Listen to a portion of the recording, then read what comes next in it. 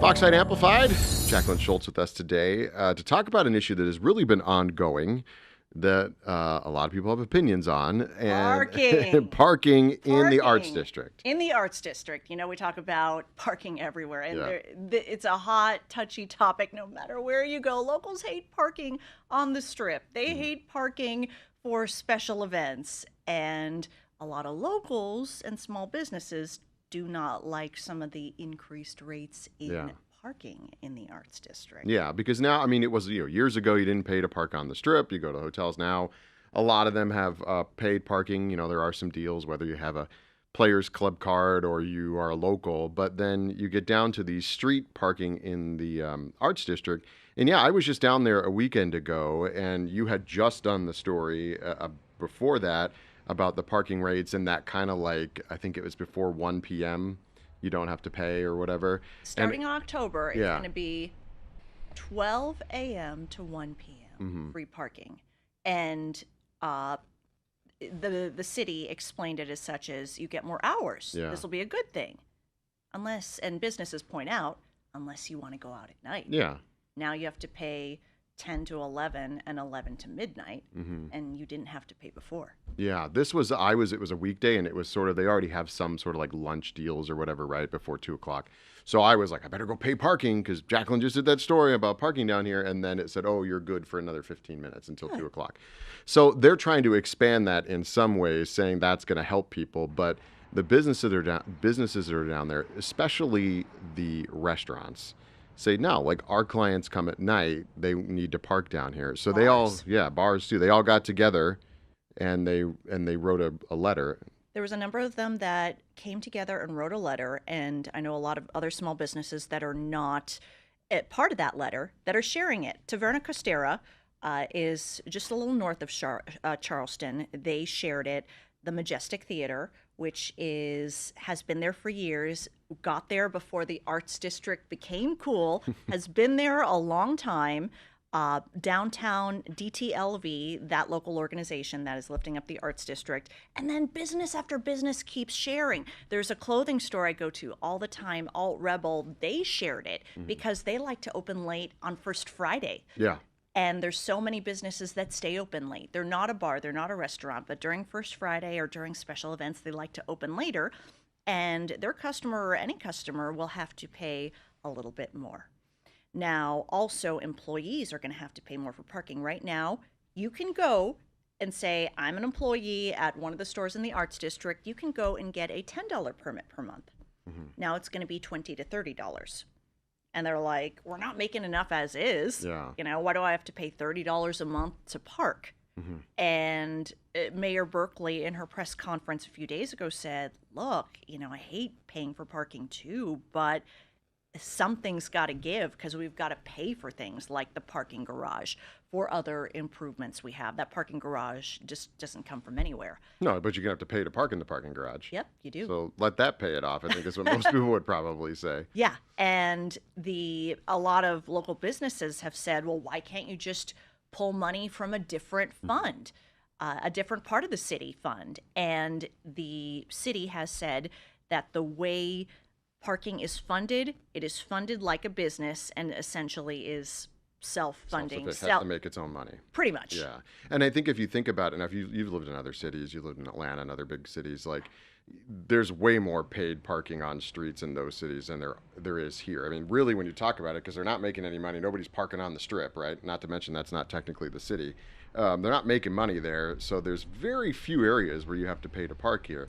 But it is frustrating when you think you park on a street, you're like, okay, it should just be okay to park here. And if I want to park in a garage, maybe I got to pay money. Yeah. And, you know, it is, according to them, they say this is one of the last affordable places for locals in town, the Arts District. True. And it's true. You and I have to think of when we go out to the Arts District, oh, wait, I've got 15 more minutes for parking. Are you going to pay that extra $4 to stay another hour? Or are you just going to go back to your car and leave? Yeah, and then not patronize the businesses. I'll tell you, just even parking wise, this is not there. But I was in downtown Las Vegas last night off Fremont Street, and when I pulled in, I looked at the parking rates, and it was like, I don't know, $22 or something, right? I won't tell the name of the garage, but it doesn't matter. Anyway, when I was leaving or about to leave, I kind of thought to myself, well, maybe I'm going to throw some money in a machine. And here's what I said. Usually I have to justify it because I'm not a big gambler. But I thought, you know what? No, that $20 is going to go to the parking that I had to pay to be down here for 3 hours to patronize a restaurant, go to dinner, and then walk around. And I'm paying $22 to park. So it has gotten out of hand. And I think that really like bleeds over into the other parking issues that we're having. Because I think on its own, the Arts District, specifically for those people, it would be. But for everybody else, it'd be kind of like, whatever. I don't really want to do it, but I have to. But it's just like everywhere we go, it's parking. Mm-hmm. Mayor Berkeley raised the point, and I looked it up. Cities like San Francisco charge more for parking. Sure, yeah. It can be $6 an hour even there. Mm-hmm. But if you think about it, most people in San Francisco don't have a car. Yeah. They have public transit. They have different ways to get around. Mm-hmm. So parking there is a premium, whereas most people who go to the Arts District, or unless you're a real downtowner, you are generally driving there. You might Uber. Yeah, I usually Uber. So the few times that I've driven, I have to pay attention to the parking situation. What I have noticed down there, you did talk about San Francisco people not having cars. The Arts District is sort of blowing up apartment-wise. You've probably noticed that when you're down there. There's all these brand new apartment complexes down there. And condos. So those people can walk around and not have to drive. But most other people have to drive to get there. Actually, residents will have to have a parking permit too. Okay. Residents too. It's either, I'm going to double, triple check and look at it, but there is a employee parking permit and there also is a resident parking permit that they're working on because a lot of people just can't park in their As a lot of cities have. But what do we know? When is the garage expected to open? Because I know they're working on October. it. Okay, so September it's pretty 29th, soon. actually. And that's coinciding with these other changes they want to do with parking. Increased rates for employees, more hours at night, more free hours during the day, but more paid parking at night. And what happens with the letter? So, they sent it. I don't know. There's nothing really legally that's going to happen with it, but are they getting the message, I guess, is the question. The mayor at her last press conference said that she has heard plenty. She has heard plenty, and she has said she's not sure what else they can do, considering all that they've done, from the many meetings, the many town halls. But city officials said they're in a bind as well. Like, that parking structure has to be paid for somehow. Sure. But they're going to make money from cars parking in there. I think that's probably what some of the argument is. Yep. Because the parking, as you mentioned, being a self-sufficient organization, you're like, okay, what is it paying for? It's paying for the parking meters and the parking checkers. What if we didn't have it? It wouldn't matter, if there was nothing to check. Now, the garage is a whole other situation. Hopefully that is able to pay for itself. Yep, and even businesses have raised the question, well, don't you want more customers? Don't you want more people generating sales tax, paying money, and then it'll trickle and flow to the business? Well, the way sales tax works in Nevada, it goes straight up to the state, then trickles down and distributed to all the different jurisdictions and counties and cities and whatnot. So it's not, it goes through a route, and even though more customers are great, it's not, it doesn't pay the bills, so to speak. All right. Well, this story will continue to be ongoing. As you said, they've got the letter. They're thinking about it.